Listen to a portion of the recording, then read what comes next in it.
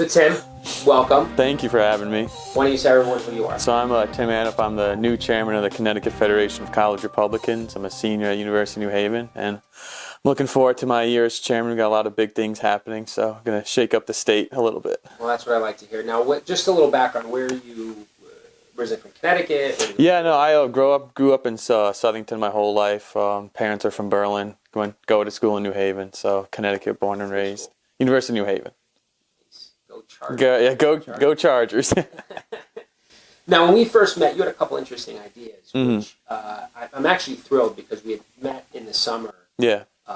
About some of these ideas, and I thought it might be a great opportunity for you to talk a little publicly about what your plans are as college Republicans, and you might be the first chairman in the country to be doing something like Yeah. So why don't you explain a little bit about well, actually, why don't we first address what's happening on college campuses? What's it like to be a college? So it is tough being Republican on college campuses. A lot of the school administrations, they have a fake policy of free speech. Yeah, you can voice your ideas, but once you do voice your ideas, that's when the teachers start opening up publicly, shaming your ideas, and kind of make sure you keep quiet, don't kind of spread your ideas to other students. So that's kind of where our free speech initiative's coming in. We're announcing it on Thursday at the Capitol, where we're going to be lobbying all the schools in Connecticut to change their discrimination policies to include political affiliation and ideology. Because in our opinion, free speech isn't free unless the threat of prosecution and getting in trouble is eliminated. So by giving kids an option that, hey, there's a discrimination policy protecting you, that's going to give a lot more students the ability to speak up. And if the teachers do go after them, they can go to the administration and be like, I don't think I'm being treated fairly, and this is why. Here's the policy that protects me. Well, I think what's fascinating about this whole thing is, and I'm actually seeing this at the high school level too, the issue in West Haven. Where is it tougher? Is it, and this is where I think is ironic, it's not other students. Yeah, no, a lot of the students are open to hearing other ideas. It's the teachers. It's the older teachers that have been indoctrinated by the system and are trying to indoctrinate the new generation. They don't want to hear other ideas. They are basically spewing CNN talking points, and kids are believing it. But for the most part, students are kind of willingly to hear other opinions, just the teachers that aren't. Well, and I think what's so fascinating about this, and of course, let me clarify, because my mom was a teacher, she was a history teacher. We're not talking all. Yeah, no, it's a select few, and it's a select classes. So like now we're seeing teachers in math classes are talking about Trump. It has nothing to do with math. Well, I think what also is so, what's the word I'm looking for? Disgusting. I think it's a great way to describe it. So you're a math teacher. You're teaching economics, I guess.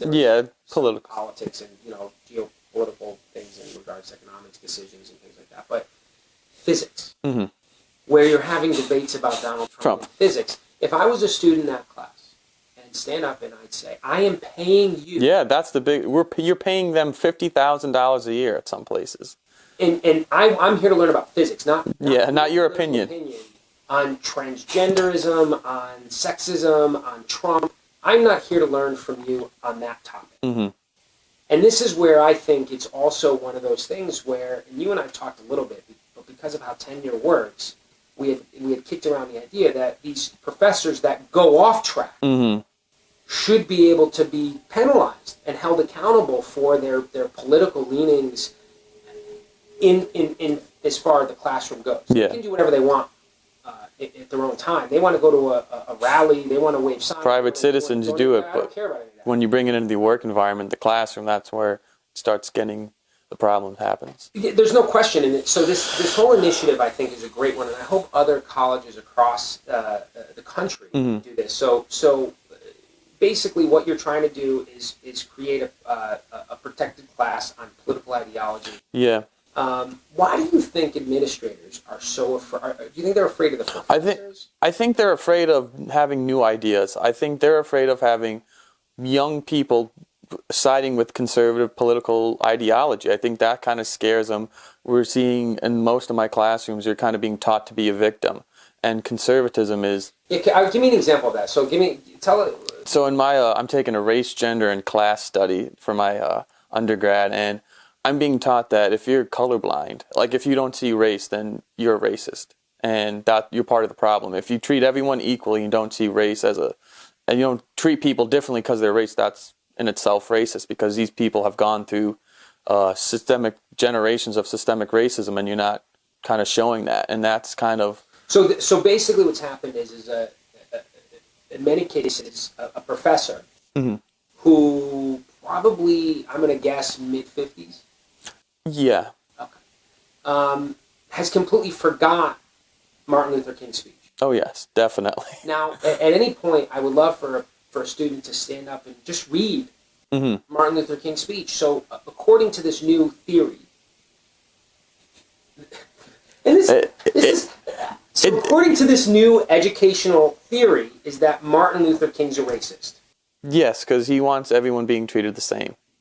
But having race not be anything to do with anything. And that's where we have a lot of kids. It's like, how am I supposed to act? We don't know how to act anymore because we were brought up everyone's equal and regardless of anything. And you treat people how they treat you and based off of their worth ethic. And that's shameful nowadays, is working hard and not having other people tell you can and cannot do anything. That's just gone out the wayside. This is where the tragedy lies. Is in a lot of cases these classes are mandatory, right? Yep. I'm not taking it willingly. And the sad part is that they're actually de-incentivizing leadership. Oh yeah, no, definitely. So there's no question that, and I'll be the first to admit, people's experiences are very different based on race, color, creed, and the whole nine, right? My experience is very different than, say, someone who is Latino who grew up in Hartford, right? I understand, but some of our experiences may have been the same. Exactly. My father was an alcoholic. Maybe their father, so that's where we can bond on the things that make us alike and then learn from each other. Exactly. A lot of the teachers and professors are trying to make people like if you're in a different class and you stay in that class, and not really, we're talking more about what makes us different than what brings us together and how we're similar and how I raised my hand in a meeting. It's like, we're all Americans. We should be coming together as Americans, not as African Americans, not as white Americans. We're all Americans. And we need to start looking at problems and solving problems based off of what's good for everybody else, not what's good for certain groups of people. So by percentage, are the students buying this stuff? I think there are students that are, and that's kind of the scary part. A lot of our bigger schools, I'm very thankful going to UNH. It's a big kind of police school, criminal justice school, so a lot of the students are conservative Republicans. But at Trinity, UConn, they're drinking the Kool-Aid. They're drinking the Kool-Aid. I think it's easy to fall into that purview, particularly when you're talking a place like Trinity. So I was a poor student, right? I grew up in Derby, Connecticut. Yeah. My father was in and out as an alcoholic. Now my parents stayed together. He came back. He's been back a long time. But for a lot of my early years, I mean, it was a struggle. So what I found ironic was that I felt more comfortable around students of color because we had that similar experience. A lot of the athletes, a lot of the kids that didn't get to go to Miss Chafee or some of these schools. Now, not that there was anything wrong with any of these schools, but it was just. It was the situation where it was different. Not better, not worse. Different. Everyone was a good person and that kind of stuff. But it's just so funny where now all of a sudden that my economic upbringing, which is relatable to many people around the country, never mind what someone's religion or race is, now all of a sudden I somehow can't relate to or see someone for who they are as a person. The first thing I have to see about them is the color of their skin, or their religion. That is the saddest part, and I would love to go into your professor's classroom and have that conversation. So what you're telling me, it's racist now to look at someone and not see their skin color. Yeah, and treat them equally as a wonderful person that they may be. I have to. Race determines everything now, and we've gone back in time to the time where that was the only thing that mattered was your race, but now we made so much progress, and now we're slipping back in the name of progress. I really hope that you're able to push these initiatives and really hold the administration's feet to the fire. You have our support. Thank you. We're so excited to have you on board. Thank you. Appreciate it.